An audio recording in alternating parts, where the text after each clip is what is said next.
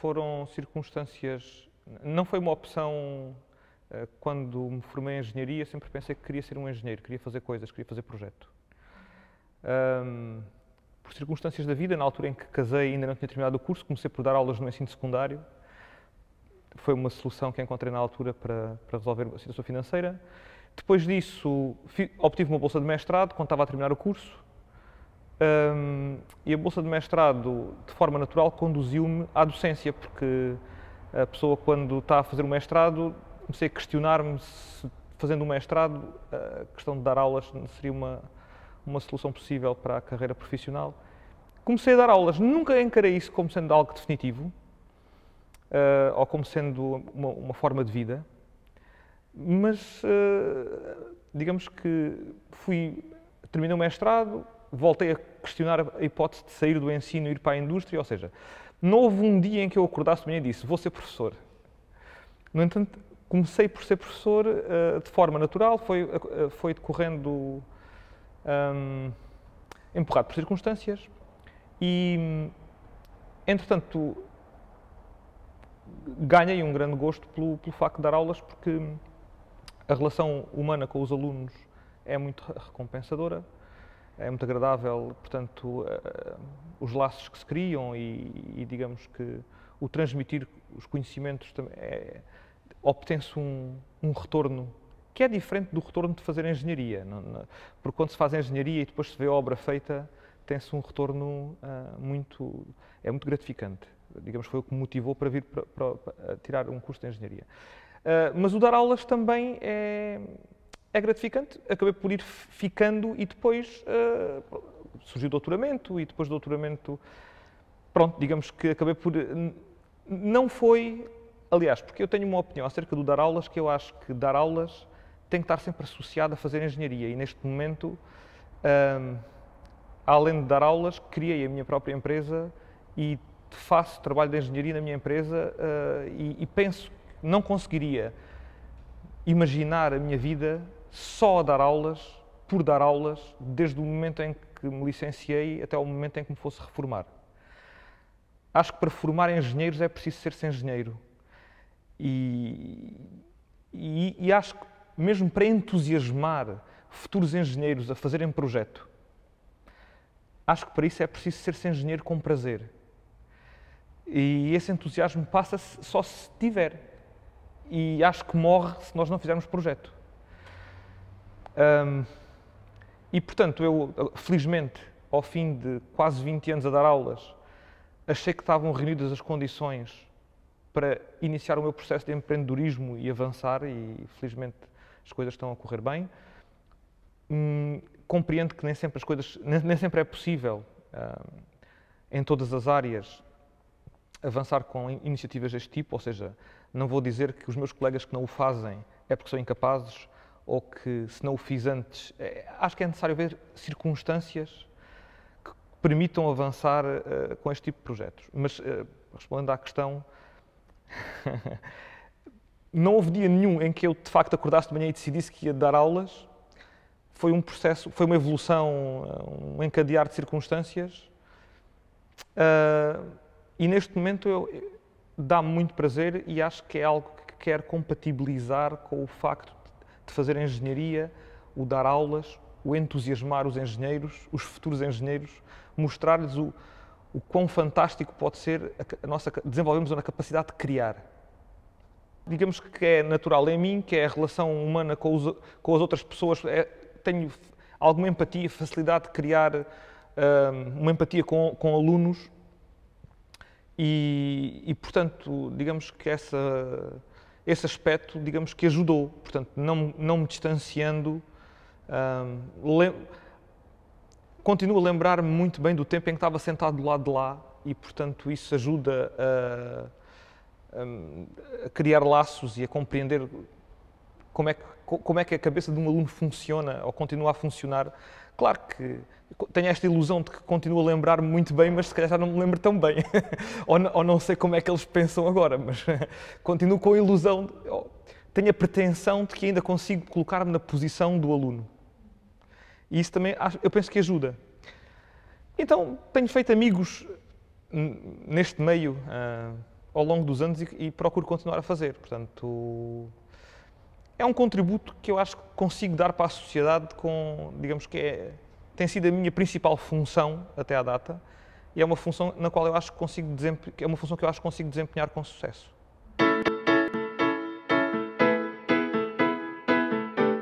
Não criar uma vala de segurança com formalismo, portanto, isso acho que é importante, mas a questão de não humilhar, a questão de conseguir vir ao nível de onde o aluno está e puxar o aluno para cima, independentemente de se o aluno, onde quer que o aluno esteja.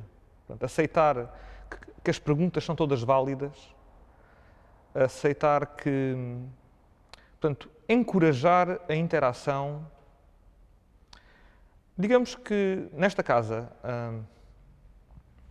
as aulas teóricas, penso que estamos a falar sobretudo de aulas teóricas, quer dizer, porque, nas aulas práticas a resolução de problemas também poderia acontecer o problema do distanciamento, mas era mais fácil, eu penso que foi sempre mais fácil nas aulas práticas os alunos acompanharem, porque percebe-se sempre de forma muito clara, um problema tem um princípio, um meio e um fim, e se a pessoa que está a resolver o problema tiver o cuidado de explicar no início do problema qual é que vai ser a metodologia de resolução, quais vão ser os passos, dar algumas pistas, digamos que é fácil seguir um fio condutor e a pessoa não se perder. Mas numa aula teórica, as aulas teóricas muitas vezes estão encadeadas em sequência de de capítulos que vêm, às vezes, de várias semanas atrás. E então, se um aluno se perde e depois pode ter muita dificuldade em voltar a compreender, e acho que não há nada mais triste ou mais desencorajador de continuar a ir às aulas do que uma pessoa entrar numa aula e estar 1h30 ou estar 1 hora sem perceber rigorosamente nada daquilo que o professor está a dizer.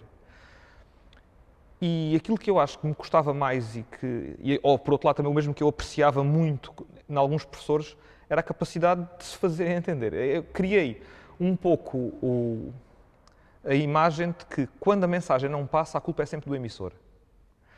Foi algo que eu interiorizei nessa altura e que continuo a considerar como válido. Portanto, claro, não vamos para situações extremas de um receptor completamente desinteressado, quer dizer, não adianta tentar colocar água num recipiente que está tapado. Portanto, mas desde que o recipiente esteja aberto, portanto, se a água não entrar, é porque a culpa é de onde a água vem, que não está a dirigir bem a água para a abertura, para onde a água deve entrar. A partir do princípio que não há tampas.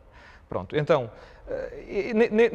nesta perspectiva, eu penso acho que o mais importante para um professor é aceitar isto. Aceitar que se os alunos, e eu penso que os nossos alunos têm vontade de aprender. Eu acho que os nossos alunos têm vontade de aprender. Eu dei aulas ao secundário, a minha mulher é professora do secundário, conheço muito bem a realidade do secundário e do básico e acompanhei o percurso das minhas filhas muito proximamente, que fizeram todo um percurso escolar e, portanto, eu acho que nesta escola estamos numa situação privilegiada, que é os nossos alunos têm a vontade de aprender. E assumindo isto como um dado adquirido, o que eles não aprendem é porque a pessoa que o está a ensinar, eu parto do princípio que não está a utilizar os mecanismos adequados, não está a utilizar a linguagem adequada. Pronto. Mas claro que agora por trás disto também poderá haver muitas outras imagens ou filosofias de ensino, que é, se nós pusermos a fasquia mais alta, todos eles vão saltar mais e vão ficar melhor exercitados. Claro que alguns não vão saltar. Portanto, mas isso agora também leva-nos para outras questões que não sei se calhar não será o adequado. Tive bons modelos, sem dúvida nenhuma. O professor João Paulo Teixeira foi meu orientador do trabalho final de curso, foi meu orientador de mestrado, foi meu orientador da minha tese de doutoramento. Trabalhei com ele em várias disciplinas, fiz investigação com ele e continuo a fazer, estamos no mesmo grupo de investigação no INESC, portanto, neste momento ele está aposentado e, portanto, digamos que tem uma participação menos ativa na parte da vida do projeto, portanto, da investigação que se faz no grupo, mas temos uma excelente relação e serviu de facto como modelo, aliás, foi um modelo a um ponto que eu, cada vez que estou a orientar alunos, portanto, cada vez que estou a orientar dissertações de mestrado, neste momento, e dissertações de doutoramento, o apoio que eu dou aos meus alunos, eu sinto-me sempre envergonhado por ser pouco. Estou sempre aquém daquilo que me foi dado. Portanto, isso acho que é a melhor forma que eu tenho para descrever a forma como ele foi um modelo para mim é que eu não consigo igualá-lo. O cuidado com que ele revia toda a informação que eu lhe dava. Digamos que ele era uma pessoa muito meticulosa, muito cuidadoso. Neste momento, ao ritmo que a vida nos impõe que trabalhemos, todos os afazeres, porque nós docentes temos muita... se há alguma dificuldade que eu deveria ter referido, se calhar, no ponto anterior que me colocou, prende-se com a nossa avaliação como docente. Eu acho que são características intrínsecas. Entusiasmo, quer dizer, eu estou a ensinar eletrónica. Eu estou aqui hoje porque fui bem-sucedido no ensino de uma disciplina que é de eletrónica. E eu tirei o curso de eletrónica não porque não conseguia entrar em medicina ou por outra razão qualquer absurda, mas porque realmente, desde que me conheço, desde que li algures num livro, numa biblioteca, como é que com uma pilha e uma lâmpada se conseguia, portanto, fazer acender a lâmpada. E isso para mim foi um milagre que me fascinou, não sei se tinha 6 anos, e daí para a frente, portanto, foi todo um mundo de descobertas. Portanto, isso entusiasmou-me e eu acho que consigo passar algum desse entusiasmo. Portanto, eu acho que são características intrínsecas. Acho que isto não se aprende. Quer dizer, eu, de facto, fiz uma formação com a Glória de Matos sobre voz a voz... a atitude da pessoa e a voz, como é. Mas, digamos, eu penso que são... E já devo estar a fazer N coisas que ela me ensinou a não fazer, não é? Mas não estou nada preocupado. O que é que acontece? Não me tornei melhor professor por isso, não me torno melhor professor acho que por decreto ou por... Acho que as pessoas, de facto, ou têm sensibilidade e querem, de facto, passar uma mensagem e fazem o que está ao seu alcance para a passar. Ou então, penso que não houve nada de influência externa. Naturalmente que a minha perspectiva não tem sido sempre a mesma ao longo dos anos e que tinha muitas ilusões e muitas teorias que fui perdendo e isso vai-se ganhando algum pragmatismo. Por exemplo, acho que os alunos têm muita tendência, algo que eu aprendi, os alunos têm muita tendência a aliar-se e a ceder facilmente à tentação de ficar cá fora ou de ir com amigos fazer outras coisas que não ir às aulas. E por mais entusiasmo que tentemos passar-lhes, por mais que tentemos que eles criar condições para que não se percam. E, portanto, aquilo que eu procuro fazer é arranjar razões, dar-lhes razão para irem às aulas, dar-lhes motivo para irem às aulas. E o motivo que eu tenho arranjado, que funciona como um incentivo, é haver testes de avaliação surpresa nas aulas teóricas que só servem para melhorar as notas, que eles não sabem quando é que os testes vão decorrer e, portanto, se não forem às aulas, podem estar a perder a oportunidade de contribuir para melhorar a nota. Isso é um incentivo que eles nunca sabem quando é que o teste de surpresa vai surgir. Portanto, são coisas que se vão aprendendo com a experiência, digamos que acho que não há substituto para a experiência e não tenho uma resposta miraculosa de onde é que se vai buscar inspiração para que se conseguir ser bem-sucedido nisto de passar os conhecimentos. Olha, dá-me prazer que os alunos me avaliem bem, por exemplo, isso é sinal de que gostaram da forma como a disciplina funcionou. Não, mas dá-me prazer a relação com que fico com os alunos. Digamos que os alunos com os quais tive o prazer de me cruzar ao longo destes anos, globalmente posso dizer que fiquei amigo de quase todos. Não vou dizer que fiquei de todos, porque, como dizia o Essa de Queiroz, acerca de um personagem dos Maias, até era tão perfeito que até tinha a quantidade de inimigos que qualquer pessoa deve ter. E, portanto, digamos que também houve alunos que não gostaram de mim e isso provavelmente até é bom a meu favor, porque se todos gostassem de mim era muito mau sinal. Então, mas fiquei com excelentes relações e sinto que contribuí para a formação daquelas pessoas de alguma forma e que lhes passei uma mensagem, que alguns entusiasmei-os, alguns conheço e estão a trabalhar comigo e são os bons engenheiros E, portanto, isso, acho que é a parte melhor, é o que fica, é o que se dá, é o melhor. É o melhor com que ficamos, é aquilo que damos. Neste momento, eu acho que esta necessidade de atrair os alunos para as aulas por este artifício, que é este rebuçado, que é a avaliação surpresa, que pode melhorar as notas, isto surge porque os alunos se tornam mais imaturos, porque os alunos que nos chegam às mãos veem mais alunos de secundário e são menos alunos universitários, no sentido de que têm vontade de adquirir. Ainda há pouco eu estava a dizer que eles têm vontade de aprender. Eu acho que eles, de facto, têm vontade de aprender, mas não sei se estão dispostos a pagar o preço, que é o sacrifício necessário, porque a aprendizagem não é um processo natural. O que é natural é nós sentarmos em frente à televisão e estarmos a ter prazer simplesmente por carregarmos no botão. Isso é automático e é natural. Portanto, o nós querermos aprender só se torna natural a partir do momento em que estamos motivados, em que já temos uma motivação. E acho que estas motivações são os processos que têm realimentação positiva. O que é que eu quero dizer com isto? Se não existe um bichinho, se não existe uma curiosidade, se não existe uma vontade, porque o aluno entrou para a engenharia eletrotécnica porque pareceu-lhe que havia de ser uma opção, porque o curso tem empregabilidade, não é porque nasceu e teve logo aquela vontade de perceber como é que as coisas funcionavam e foi logo... Porque, sejamos pragmáticos, a maior parte dos alunos que me chegam às mãos, na realidade, não têm uma vocação clara, não interiorizam os modelos de uma forma que mostre que eles nasceram com a capacidade e com a vontade espontânea de fazer engenharia eletrotécnica.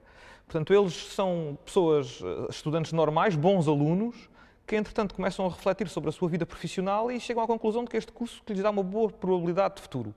Ingressam aqui e não vêm com uma automotivação fantástica e, portanto, para atraí-los e tentar entrar numa espiral positiva porque quando começam a perceber o Lego que conseguem fazer com estas pecinhas e começam a maravilhar-se com as construções e se lhes tiver, portanto, se essa vontade, se for em solo fértil para a semente que eu quero lá depositar, vai começar a germinar e entra num processo que se realimenta e podem tornar-se bons engenheiros eletrotécnicos com capacidade de fazer projeto.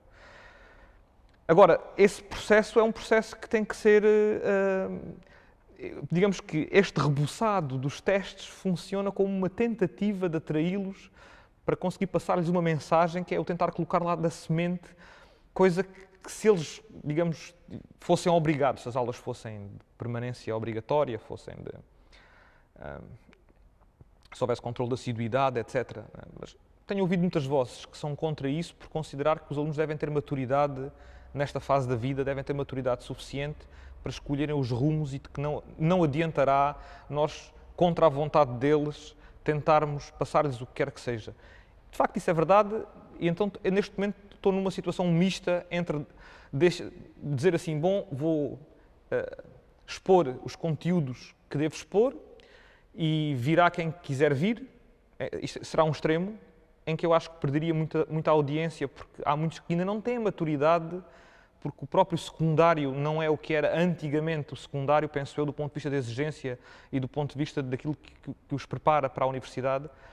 E será um meio termo entre isto e um outro extremo, que seria agora têm permanência obrigatória nas aulas teóricas, têm que estar aqui sentados, quer queiram, quer não. Portanto, arranja-se aqui um meio termo que tem um incentivo para vir. Portanto, se forem inteligentes, venham e assim procuro cativá-los. Acho que é confrontar-me com ter que dizer aos alunos, ter que lhes dar a mensagem de que eles não atingiram os mínimos. Quando chega a ocasião e se comprova que de facto os alunos não atingiram os mínimos, é que dificilmente eles aceitam que não os tenham atingido. Acham sempre que é por falta de nós lhes estarmos a dar outra oportunidade ou que é má vontade da nossa parte.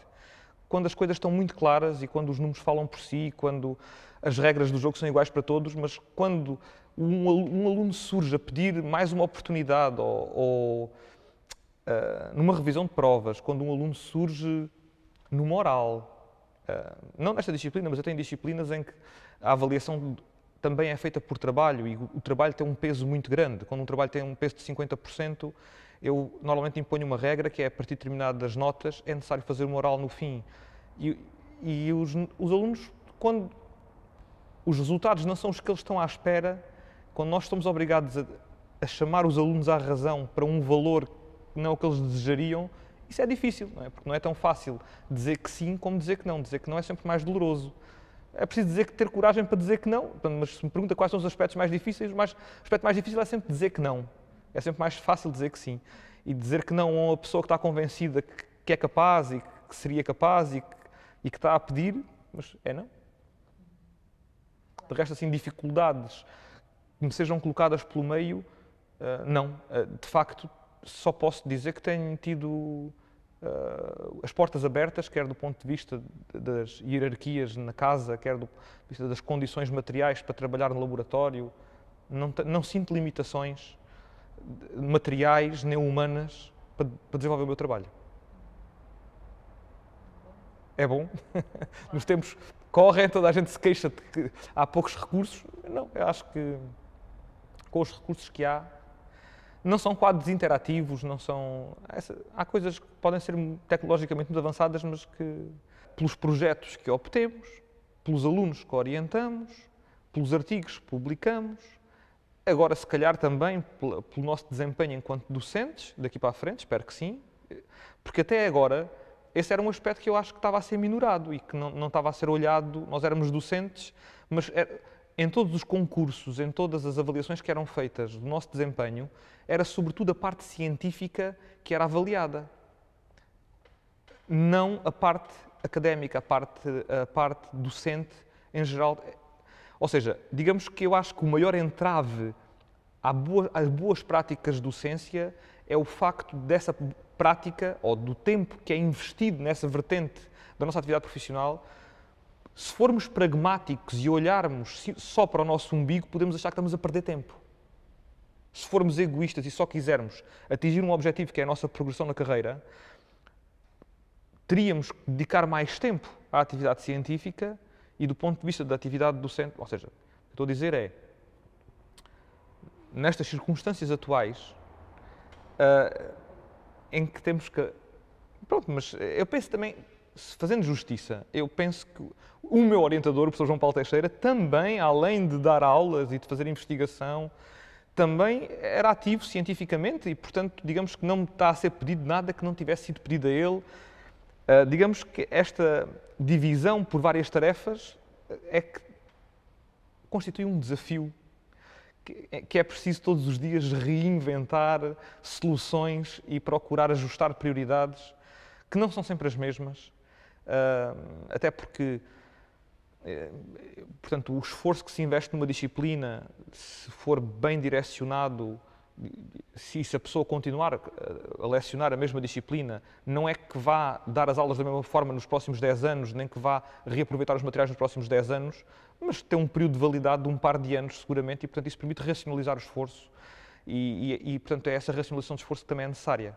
Porque, por um lado, fazer as pessoas rodar por disciplinas, como aconteceu aqui há uns anos atrás, também é positivo porque dá uma perspectiva de como é que os alunos vêm preparados das outras disciplinas que são lecionadas antes da nossa e para onde é que eles vão, como é que devem ser preparados para saber quais são as disciplinas que eles vão ter depois, portanto, a jusante. No entanto, requer um esforço por parte dos docentes estarem a rodar por muitas disciplinas, preparar cabalmente cada disciplina que é lecionada, que faz com que seja impossível qualquer outro tipo de atividade que não só a atividade docente, quando depois as pessoas são avaliadas por tudo o resto. E, portanto, é preciso racionalizar. Neste momento, esse aspecto eu penso que está a ser bem conduzido, ou seja, as pessoas lecionam disciplinas durante um número de anos que é razoável, portanto, é suficiente para que o esforço seja reaproveitado e não haja um desperdício de recursos, mas, no entanto, não demasiado para que as pessoas cristalizem. Portanto, acho que está em um meio termo que foi encontrado. Eu reestruturei os laboratórios da disciplina e eu penso que isso é importante, quer dizer, que os laboratórios não fiquem congelados no tempo, porque dá muito trabalho preparar um laboratório para uma disciplina de eletrónica, qualquer outra disciplina. O laboratório dá trabalho a atualizar porque requer que não é só que as coisas funcionem, mas é que as coisas funcionem com determinados objetivos, que têm que estar enquadrados nos conteúdos que se pretendem transmitir, e têm que ser simples, têm que ser com material que exista, têm que ser com equipamento de medidas que exista, etc. Bom, eu refiz laboratórios com um propósito, que é com o propósito de tentar fazer demonstrações que fizessem com que os alunos ficassem entusiasmados, portanto, procurar o entusiasmo. Portanto, digamos que falei dos testes de surpresa como um incentivo para eles irem às aulas teóricas. A nível dos laboratórios, o laboratório deve funcionar como uma forma de entusiasmá-los, de mostrar-lhes, digamos que eu deito a varinha de condão e tu aqui consegues fazer a magia. Vês a magia acontecer. Porque um laboratório, para eles, é um sucesso, é um laboratório em que eles, com infravermelhos, conseguem medir distâncias e vêm com um conjunto de LEDs que acendem a proximidade da mão e os LEDs vão acendendo e apagando, quer dizer, pronto, por muito básico, mas isto serve para ilustrar uma quantidade de conteúdos da disciplina, desde osciladores, a filtros, a conversores analógico-digital, etc. Pronto, isto permite que eles vejam na prática coisas a funcionar que utilizam os conceitos que foram dados. Portanto, eu acho que é muito importante eles perceberem que aquilo... Porque há um gap, há um buraco entre aquilo que muitas vezes é dado nas aulas teóricas e depois... As aulas de problemas é mais fácil de correlacionar-se com as aulas teóricas, mas os laboratórios, muitas vezes, já estão afastados, muito afastados das aulas teóricas. E este entusiasmo pelo conteúdo total da disciplina, eu acho que deve conseguir-se no conjunto. E acho que os laboratórios devem ajudar a criar este entusiasmo por despertar, por fazer a tal magia acontecer. Passarmos das equações para o mundo real, para o mundo das coisas que funcionam e que nós vemos acontecerem. Acho que há um outro aspecto que eu considero muito importante, que é um terceiro aspecto, portanto, testes surpresa para incentivar aulas teóricas, reestruturar laboratórios por forma a ver a magia acontecer, e um terceiro ponto será ser muito claro relativamente aos conteúdos que se consideram imprescindíveis. Ou seja, porque aquela noção nós não conseguimos formar um sábio dos tempos modernos. Quer dizer, se tentar transmitir tudo aquilo que eu sei de eletrónica a um aluno, provavelmente num semestre, vou desencorajá-lo de aprender eletrónica, porque ele vai sentir-se humilhado, provavelmente, ou vai sentir que nunca vai conseguir atingir os objetivos, portanto, é fundamental decidir quais são os conteúdos que são mais importantes, portanto, focar o essencial de forma muito clara. E esse essencial tem que ser focado de forma muito clara nas aulas teóricas, nos problemas das aulas práticas, e deve ser isso que é focado nos laboratórios. Portanto, se o essencial for assim focado, isto digamos que é uma arma enorme contra o insucesso. Sermos claros acerca do que consideramos essencial. E aí depois, digamos que na avaliação, estamos a distinguir basicamente 3 situações diferentes. São as pessoas que não atingem o essencial, por incapacidade ou por desinteresse ou por problemas de ordem vária, não atingem o essencial. São as pessoas que têm que reprovar e têm mesmo que reprovar. São as pessoas que atingem o essencial e que ficam com uma nota próxima de positiva baixa. E são as pessoas que atingem a excelência. Portanto, a avaliação serve para distinguir estes casos, na minha ótica. Mas nós temos que definir claramente o que é essencial. Mas abrir portas para a pessoa poder caminhar e perceber que tem um caminho muito grande pela frente. E ajudá-lo a fazer parte desse percurso. Mas definir claramente o que é essencial.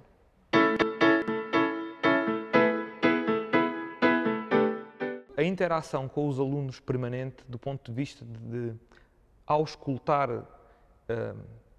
a turma enquanto se dá a aula, do ponto de vista de não permitir o silêncio permanente dos alunos e ter uma aula totalmente expositiva, sem que haja pessoas a fazer perguntas. Quando não há pessoas a fazer perguntas, a mensagem não está a passar. Portanto, digamos que uma boa prática fundamental numa aula tem que haver interação. Se não há interação na aula, quer dizer, se não há pessoas a dizer que não percebem isto, e se fizesse aquilo, aconteceria o outro, ou se não há cenários que se colocam, se não há questões que são levantadas, portanto, Eu acho que é fundamental haver comunicação durante a aula, comunicação útil.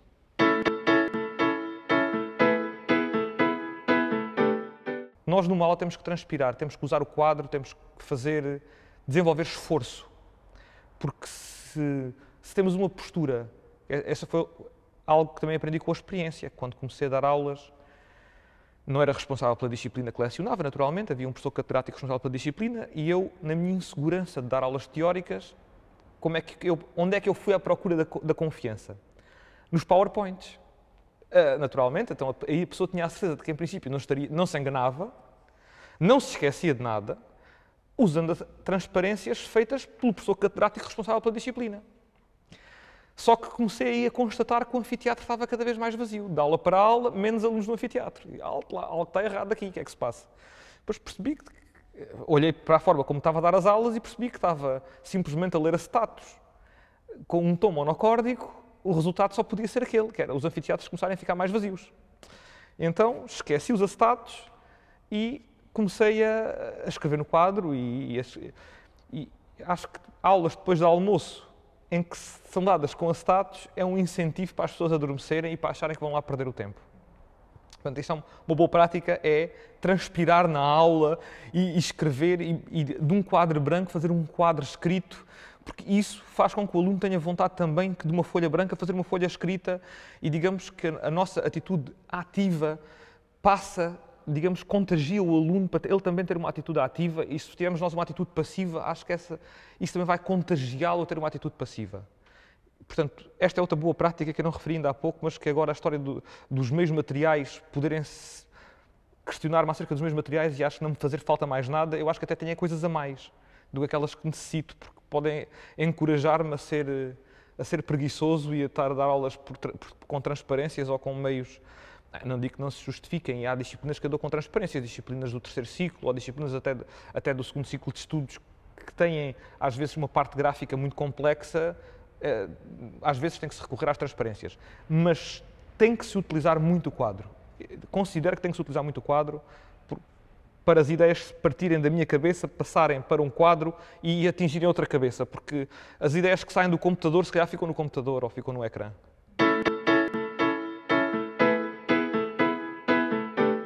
Devem ter em consideração, desde o instante zero, que não devem procurar um emprego, devem procurar trabalho. E que o trabalho não vai ser para a vida, que o trabalho vai ser algo que vai ser em cada momento algo que vão encontrar como uma solução para a sua subsistência e para a sua realização profissional num dado momento. Eu acho que isso pode ser um pouco angustiante para as novas gerações. Estou a pensar nas minhas filhas, estou a pensar em geral. Pode ser um pouco angustiante que se a pessoa trouxesse uma expectativa de cristalização e de que iria ter um percurso calmo, com um ordenado certo, como tinha antes um funcionário público assegurado, ou a maioria das pessoas. Mas uma vez assumido isto, a partir do momento em que a pessoa assume que não quer um emprego, quer um trabalho, e que não vai ser para a vida, vai ser enquanto tiver vontade, enquanto existirem condições para o realizar. Eu penso que isto é a chave, a pessoa aceitar isto. Mas aceitar desde o momento em que é aluno e aceitar isso. Porque isto coloca uma perspectiva que obriga a pessoa a ser proativa, obriga a pessoa a carregar o próprio peso, obriga a pessoa a não acomodar-se e a não pensar que alguém lhe vai pagar a subsistência. E acho que isso é o fundamental para nós, como país, sermos autossuficientes, criarmos riqueza e começarmos a depender menos das economias externas e sermos capazes de dar o salto. Portanto, isto é a consciencialização que cada um tem que carregar o seu próprio peso. Mas eu considero que dar aulas também é uma forma de nós, digamos, tão válida como outra qualquer, da pessoa merecer aquilo que recebe no final do mês. Ou seja, eu não digo que a pessoa, lá pelo facto de não estar a fazer engenharia, não está a dar o contributo para a sociedade, porque até pode dar um contributo muito mais válido se conseguir formar bons engenheiros, se conseguir formar bons cidadãos para o amanhã. Quer dizer, estou a dizer isto porque, por exemplo, a minha mulher é professora do ensino secundário e considero que ela merece cada euro que recebe, do ponto de vista, apesar de não estar em nenhum projeto de empreendedorismo. Ou seja, não é só porque temos projetos de empreendedorismo e que vamos fazer engenharia que vai aparecer no nosso telemóvel no ano que vem, aí de facto, digamos que dá um prazer maior e consegue funcionar como uma alavanca para motivar os alunos para o estudo da eletrónica e da microeletrónica, se lhes mostrar que o que estou a fazer vai surgir no telemóvel deles no próximo ano. Digamos que isso, digamos que é um trunfo adicional para motivá-los, mostrar-lhes que em Portugal se faz projeto e que não perdemos essa corrida, claramente.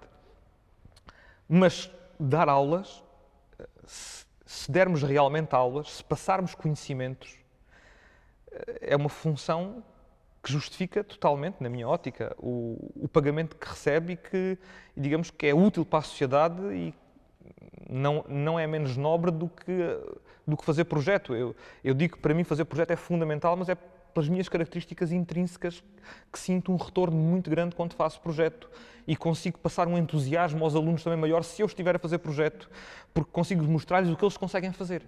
A única sugestão que eu procuraria dar era que a pessoa não... Por um lado, que não se abstraia do mundo lá fora. Ou seja, que não permaneça a fazer investigação em temas ortogonais à nossa sociedade, à sociedade em que está inserido. Por muito que a investigação que faça possa ser útil na China ou possa ser útil nos Estados Unidos, se não for útil ao mundo em que ele está inserido, é um desperdício. É um desperdício porque, em princípio, será uma mente válida que, se perceber quais são as necessidades à nossa volta e não arranjar desculpas, que eu arranjei durante algum tempo, porque eu fiz um doutoramento em teste de sistemas digitais. E durante muito tempo limitei-me a fazer artigos para conferências, limitei-me, entre aspas, sem ter contacto com a indústria nacional, com a desculpa que nós não fazemos, não produzimos, não temos fábricas de semicondutores e, portanto, o teste de produção não seria algo interessante para ninguém no meu contexto. Até que chegou o ano da sabática e entendi que iria ter que passar esse ano da sabática ou no estrangeiro, em algo relacionado com a minha área de investigação, ou então, se o passasse aqui, tinha que olhar para as oportunidades que a indústria nacional me dava de enquadramento e nessa altura, portanto, acabei por fazer uma inflexão. Portanto, esta minha resposta tem a ver com a pergunta que me coloca, que é qual é o conselho que eu dava. E o conselho que eu dava é às pessoas não terem medo, em qualquer momento da vida profissional, de mudar de área, mesmo que se faça doutoramento numa área que não é uma área útil para a nossa sociedade, não ter medo de mudar de área de investigação, se encontrar uma área de que se gosta e que é útil e que tem enquadramento e que tem aplicabilidade no mundo que nos envolve. Porque dá um retorno muito grande o facto de nós fazermos investigação sobre algo e colaborar com empresas. Não fazer investigação simplesmente pela investigação, simplesmente para publicar mais, simplesmente para ser reconhecido pelos pares. É porque isto, digamos que estas mudanças na vida das pessoas que estão no meio académico têm um peso, têm um custo muito grande, que passa pelas pessoas não conseguirem publicar artigos em revista ou em conferências durante um período enquanto não se sentem, digamos, à vontade na nova área que estão a abraçar.